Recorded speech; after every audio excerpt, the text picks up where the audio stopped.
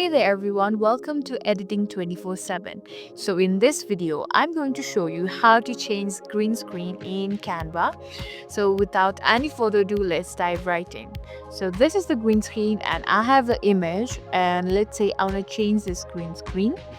Um, so let's tap into the background first. Let's go to this image and let's go to the edit option. So here you can see there's option of busy remover, magic eraser. So what you gotta do is you have to tap in this busy remover. So unfortunately I don't have the access to the pro version. I hope you have.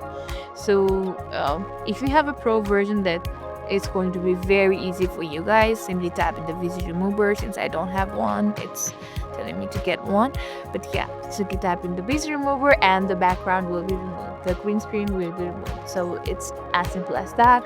I hope this video was helpful. If so, don't forget to like, share and subscribe to our channel. Thank you for watching, and we'll see you in the next video.